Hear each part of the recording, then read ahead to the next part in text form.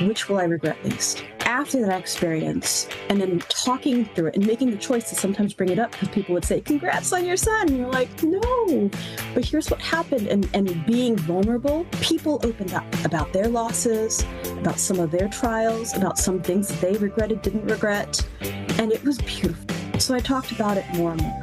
And then similarly, when it came around to having, you hear our generation cuts out a lot of their parents, there's this whole like going no contact thing, but there is some origin. And for people who have toxic or narcissistic parents who, in this case, made my loss about them and how I was impacting them. Has your life, your dreams been interrupted? Good news. It is possible to reinvent our lives. People are doing it every day, and some are brave enough to share the struggles, disappointments, and challenges. If you are looking for a new beginning, a do-over, or to rediscover your passion, maybe even find a new one, then grab a cup of coffee and let's talk. Interrupted, Act 2, Reinventing Your Legacy, with your host, Coach Lori. Stephanie Fromwiller is a coach, and her business is called Journeyline Coaching. Journeyline. Thank you, Lori, for having me. I really appreciate the time today. Well, I loved meeting you at the networking group, and I just love what you do. So tell us what you do with coaching and that, and what you love about it. Journeyline Coaching. I love giving people the safe space to understand their boundaries and their path of least regret. My focus is relationships and personal development. And part of that is because we sometimes get put into these boxes that we don't know how to get out of. And we just keep going. And eventually look behind us and say, wait, where am I? And this is not where I want to be. Unless we are given permission to, or have that ability to feel vulnerable, we sometimes will never kind of have that aha moment of like, wait, I have choice. I have control over my life. So yeah, I know. What? Oh, I love that. And it looks like you work with people one-on-one. I do. Yeah. So I actually am developing and hoping to pilot something before the end of the year, a 6-week program. One of the pilot options, I have kind of 2 that fit my niche group here. One is sandwich generation women. Those who are trying to support parents, some of whom may not be the type of parents they wanted to be, and trying to balance that with raising the next generation and what that means for them. You came to coaching because of an interruption. Do you want to tell us about that? I did. So let's see. Prior to coaching, most recently, my last iteration of self was about 15 years in tech. Prior to that, I was in nonprofits. I also worked in childcare. I've had a lot of different iterations of self, and it took a lot of, I guess you could say, awareness of, gosh, I felt stuck. I felt like maybe this incompatibility, especially around the pandemic, when our worlds just kind of shrunk to childcare and work and, all of our relationships. How do those now interact? And I started to realize that I wasn't getting energy back. I was just shelving it out to everyone, and I felt so burnt out. And I got my own coach. It wasn't oh, great. It took a while, and I realized, oh my gosh, this is the progress that I've made, having someone to be able to voice things without judgment. And so I did a career swerve analysis, as I called it, and I started writing down, what do you want to do? And then analyzing why. Is it actually what I want to do, or is it because there's something about it that drew me? And I kind of landed on, actually, can I do what you do? I want to do what you do. Give people the space so they can maybe identify challenges they're having they don't even know that they're having. I decided, let me go ahead and take a coaching class. There happened to be one in my area, and it was like coming home. So over the course of years, I started coaching on the side. I took all those programs. Now I'm in certification. I'm almost done with that. For the International Coaching Federation certification for ACC, as well as the CTI CPCC. So a lot of letters there. Yeah, it feels like the fit. I love that. I love that you said coming home. One of the things that stood out to me when you were talking that kept coming is, earlier said about having options. And as a coach, like I became a coach in 1997, what I hear women say so often is, I can't. And so when you talked about the sandwich generation, and what do we tell caregivers in sandwich generation? We say self-care, and they just simply say, I can't. And a lot of times they can't, but the reason they can't is because of choices they've made.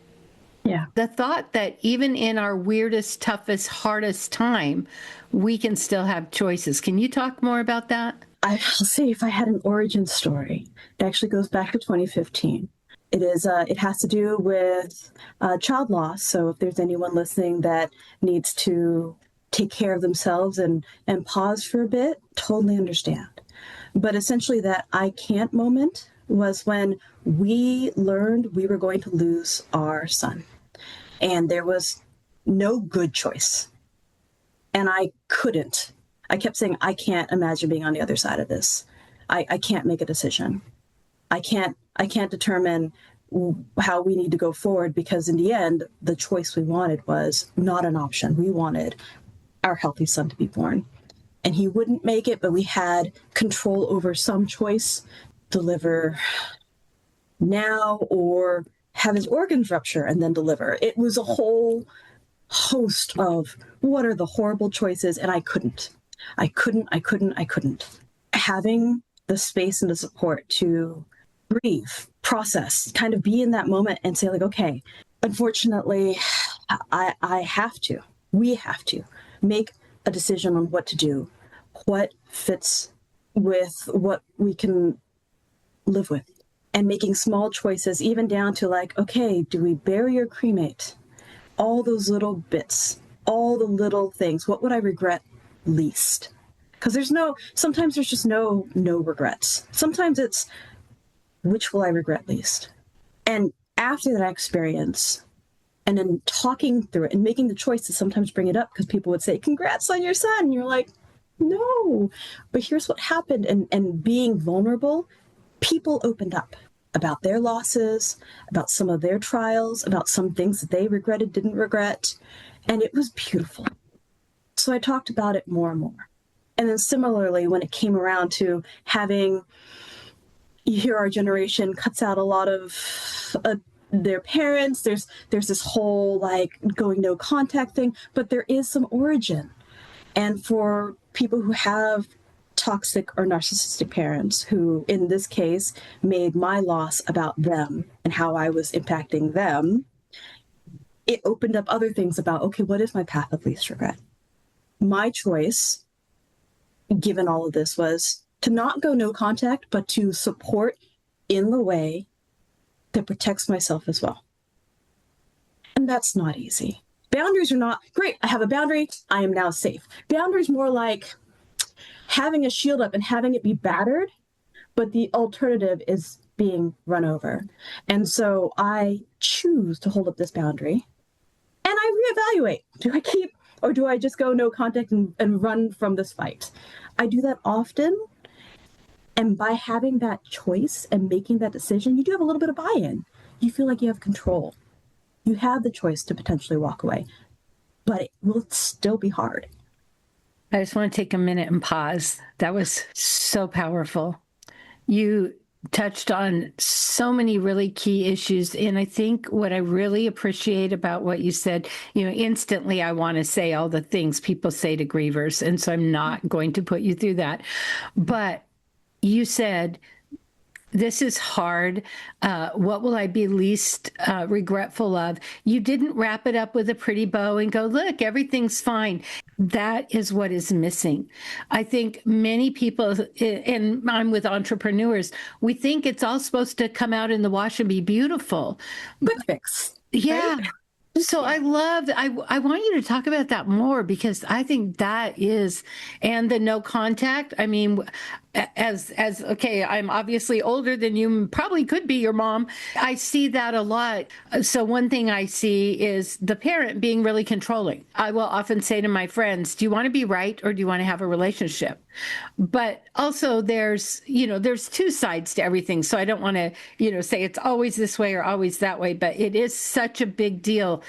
Even Oprah, did you know Oprah put out a call for people? What is going on? What's happening to our generation about that very thing? Yeah, I did not know that. Now I'm going to have to look that up. I love how you said when you work with entrepreneurs, it's not just like, great, here's your decision, and it's now you always have the opportunity to reevaluate and pivot. You could make a choice. Like imagine you're on a road trip, you're on a journey, and you decide, oh, actually, I don't want to go there. You can turn around, you can pivot. You could go there and then go someplace else. You do have options, but they might suck. And you can still change your mind. And you might lament, and it's this thing that I get stuck in too. Oh gosh, I shouldn't have wasted my time. Oh, if only. Okay, the next best time is now. So what are you going to do about it? We should feel the feelings, the regret, the remorse, the frustration, the sadness, the whatever. But we should also determine what's next, because there's still a lot of life to live. That's so good. And I think what I see again in entrepreneurs, I see it in other people, but we hurry, busy, we keep going.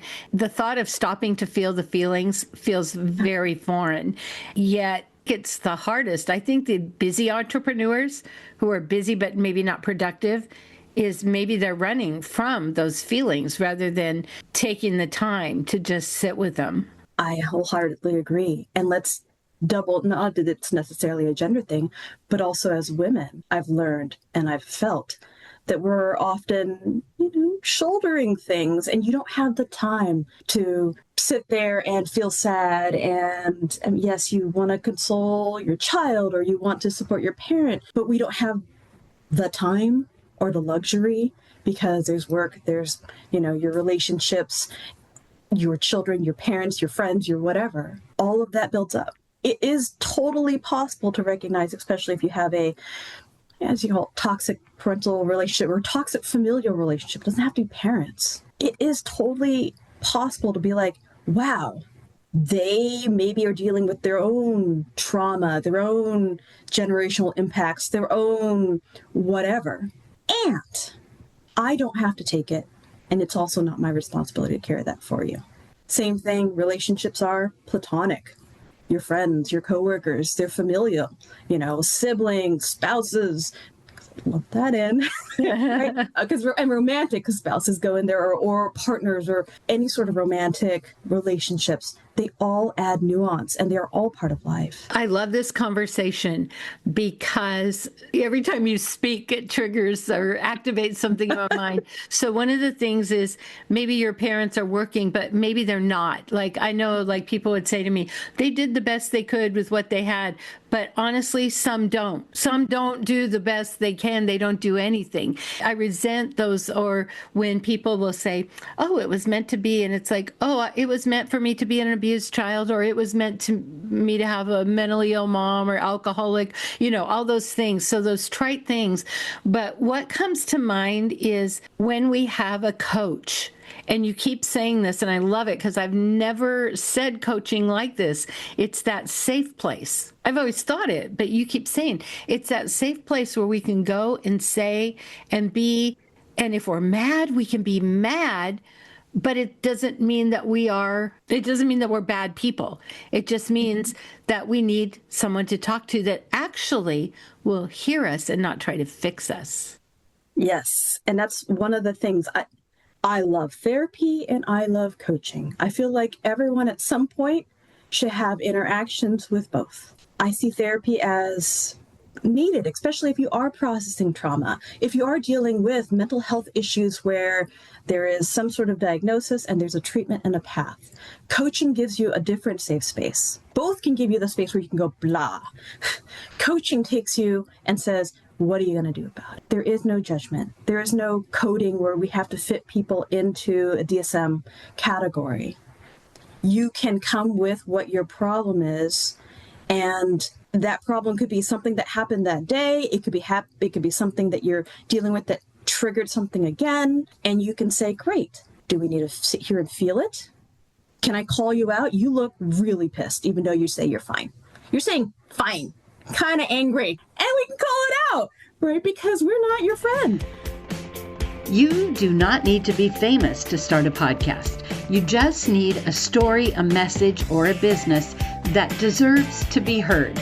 Inside Podcrafter, I help women turn their experience into influence with simple podcast tools, real support, and live office hours twice a month. Because podcasting isn't about shouting the loudest. It's about creating connection, building authority, and making an impact. I'm Lori Hardy, and I'd love to help you finally launch the podcast that's been sitting in your heart. Can I call you out? You look really pissed, even though you say you're fine. You're saying fine, kind of angry, and we can call it out, right? Because we're not your friend. Our friends fit fantastic spaces. Our family fits fantastic spaces. But at the same time, as a friend, you can't always say sometimes what you need to say because we have different roles. What's that video? It's not about the nail, where the person you're talking to is trying to solve it because they have investment in your life in a way that maybe solving your problem also solves. And you, it's valid and it's needed and it's important. But as a coach, we don't solve anyone's problems. We are never saying, great, you need to now X, Y, and Z. It's more of, it sounds like you know what you need to do. Or you keep saying no to that, but you're smiling. So why? And pointing out the shoulds. Yeah. Have you noticed this? I notice this all the time. When I first started coaching, we didn't have video, so it was all phone. So we had to listen for fine versus fine. But now that we can see, and I see this all the time, people, like, you'll ask if they're okay with something and they'll be saying yes and they're shaking their head no. And crossing their arms. And so that's what I love about coaching is we're not attached, so we see things differently, where a family member will be like, you always do that, now you've just shut me out. But a coach will be like, what's this about? And give us room to talk. So I had this really weird experience. I went on a cruise, which was amazing, and my luggage didn't come. And so I told the room steward, and he said, don't worry, you know, we're getting all of it in. And then I went to the information desk a couple hours later. Oh, it's not here, but don't worry, we're getting it all in. And then a half an hour before the ship leaves the dock, and I went to my room steward and I said, listen, I've been on the boat since 10:30 and now it's 6:30 and I don't have my luggage. So I brought it with me and he said, oh, like he finally heard me. And what was upsetting me is I was trying to be really chill with it because I wasn't going to, if it didn't come, I didn't want to ruin my trip. What I realized is they weren't listening to me. And because I'm used to that, I wasn't saying you're not listening to me. Instead of saying you're not listening to me, I was able to, as a coach, say, usually I would just resign and go, they don't care. It was like, no, I think they might care if they realize it's been, 10, 11, 12, 13, how many hours. But that was very healing for me because I often feel not heard. And that doesn't mean people aren't listening. It's my feeling, because I'm not getting results. And so I think that that's the beauty of coaching is we are able to look and reframe. We can coach ourselves, but I always say a good coach is well coached. Yes. It's so important to have a coach, and it's like an advocate in many ways. One of the things I realized when I was going through and having a coach myself prior to this was I'm a verbal processor, or I'm a very cerebral person that's just always thinking of your solutions, what you want to do, what you do next. Having a coach pulls that out of you. And there's something about hearing yourself say something you've been thinking that lands differently. And you may not have said it to anyone, but you've thought it 5,000 times. And because you thought it 5,000 times, you thought it was good. It's having someone say, ooh, name it. And it lands differently. You change your belief systems. You understand maybe how you're impacting someone else, or maybe how they're impacting you, because you may have been thinking it. You are the one. What do we say as coaches? You're the one who knows yourself best. Like you, the client. We're just here to kind of be a mirror or a reflection or a safe space for you to be you. pause the Yeah. world for a second. Yeah, I always say you're the expert on you. You tell me. Yes. Yeah. You know what I hear a lot though? You probably hear this is once we've worked with a client and they've had some success and they'll say, "Oh, this is my coach. She gave me such good advice." And I always smile and say, "I don't give advice." Oh, yeah. But isn't that funny? Because they feel like they took their own advice. They felt like it was somebody else's. Yeah. I love your response. I'm going to have to adopt that because it's like, well, I didn't tell you what to do. Like, but you don't know what to say in that moment. And that is beautiful. I didn't give you any advice. I just gave you the power to see your own or hear yourself. In the safe space to say it. Yeah. What you said is so powerful because often, I think since COVID too, when a lot of us were isolated, it's really easy to just keep thinking the thoughts and not really say them and think like I'm single, I live alone, and then I was in a bubble. So I didn't get up and have coffee with someone and talk about my day. And that's okay. But what I realized is I had to start talking about saying it in words, even if I was alone. And that's why people get animals, I think, because there's something to it coming out of our head. And that's part of the reason why relationship coaching is an area that I'm interested in. I have kids. I see the impact of technology. I feel it myself. Post-pandemic, my company never went back to office.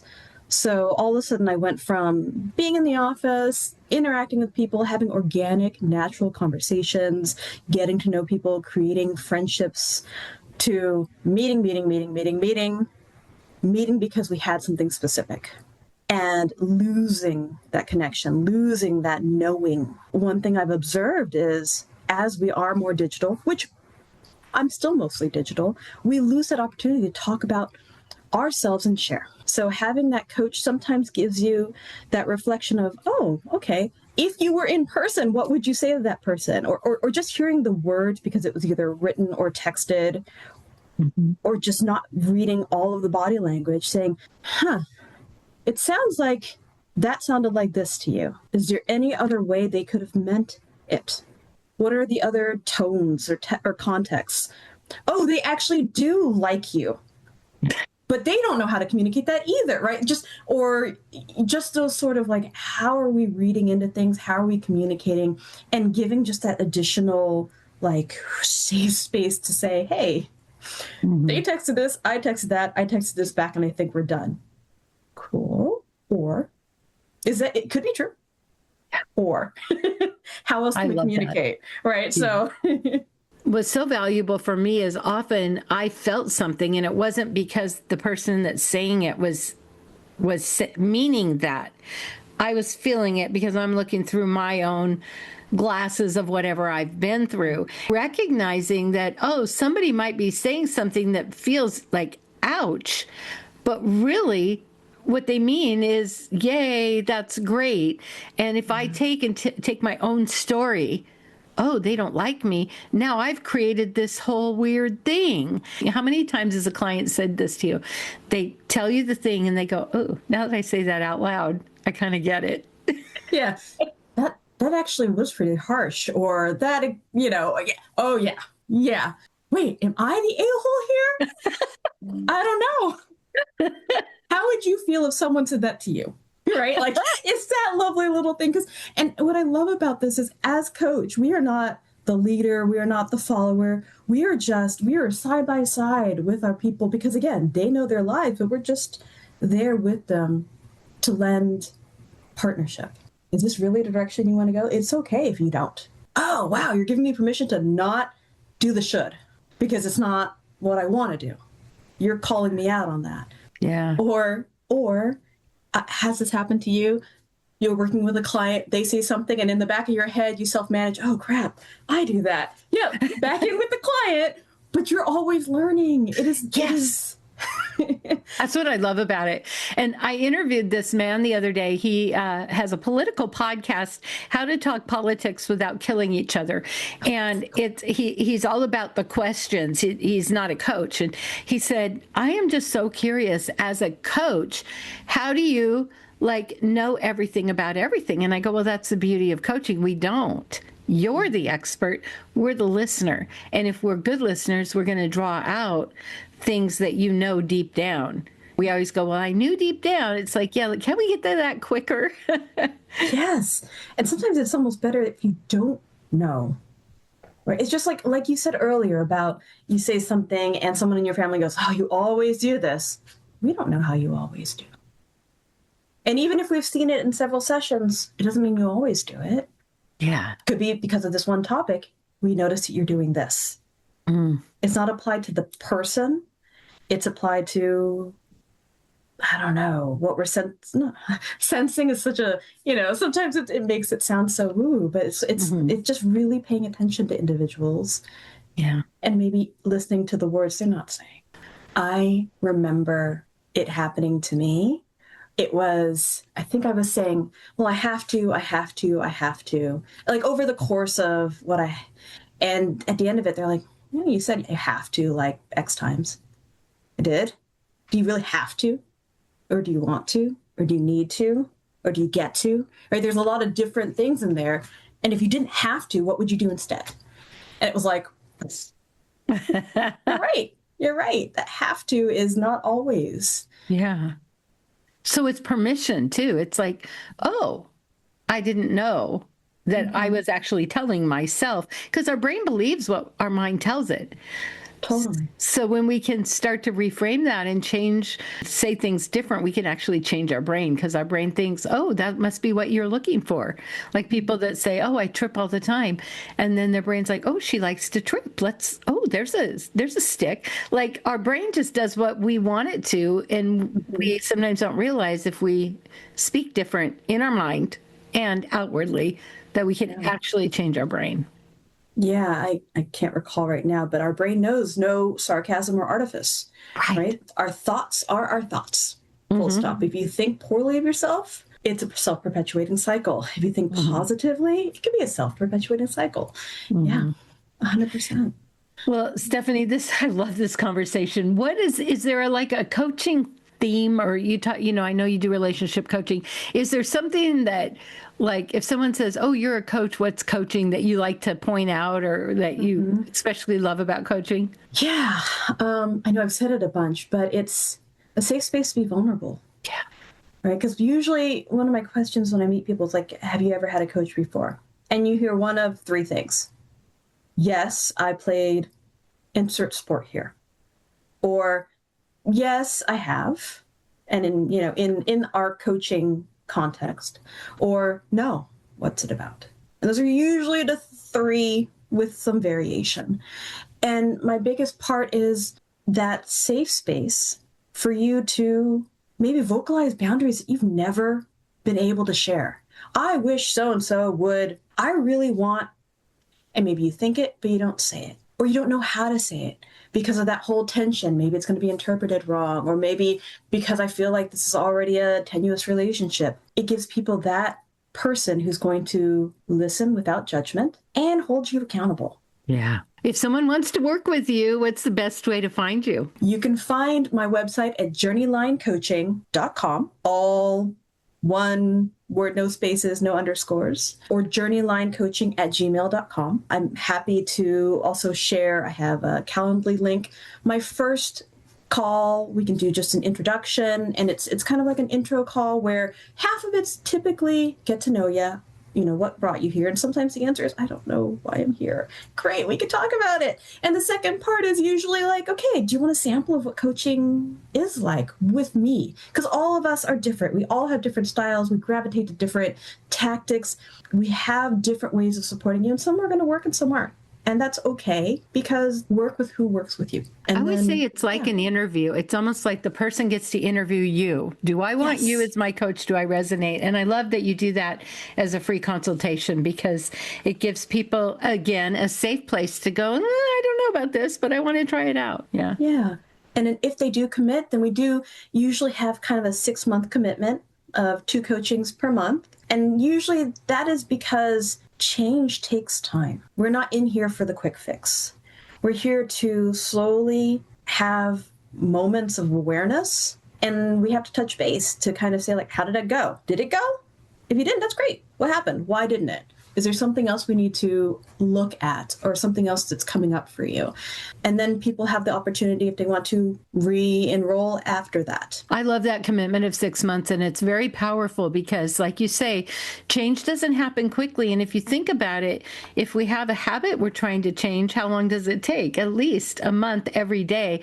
So I love that because coaching is not quick, but it is very powerful. And the one thing I always ask my clients is, will you be honest with me? If we're doing something and I say, give them sort of an action step and it absolutely doesn't resonate with them, will they be honest so that we can find what works for them? Because it's not about me, but sometimes pleasers will actually try to please their coach. It's like, no, it's not about me. It's about you. What do you need? What do you want? Oh, I love that. Sometimes we'll throw out, I know you probably do too. We'll throw out something that's really wild because then at least you know what your line is on one side. Great. Walk away from it all. Ooh, no. It's not that. Let's work over here. Yeah. So it's kind of, and you have to, that trust is so important. That permission to be like, you're wrong. Great. What's wrong about it? Or what instead? Or you tell me. We're not sitting here like, oh gosh, they said I'm wrong. No. Yeah. We're not attached to it. A good coach is not attached to what they're just throwing things out to see where they're going to land and how they want to work. Yeah. I love that. I can tell you're a good coach. Thank you, Lori. I can tell you are one, and that you've taken it to this lovely level of pulling things out of people as they come through. Of all the things, we've talked about your loss of a child. We've talked about your interrupt in the tech industry. What is it you really want us to know? That you can always change and iterate yourself. You can be happy in something until you're not. What then? And that is okay. Wow. That's beautiful. That's permission. I love that. Yeah. Doesn't mean it'll be easy. Let's be clear. It doesn't mean it's going to be easy, but it's possible. Thank you so much. Thank you, Lori. It's been such a pleasure. Next time on Uninterrupted. If you're a filmmaker and you're in the state of Washington, you have to make a movie about Bigfoot. It's a thing. So I made it black and white, takes place in the 1920s. I'm next to a forest. I did the costume, the editing, the sound design, the whole stuff. If you love this podcast, here's a big ask. Will you share with your friends and family, subscribe, give us a review, and a 5-star rating so that others looking to reinvent their lives will be able to get the help they're looking for? Thank you in advance.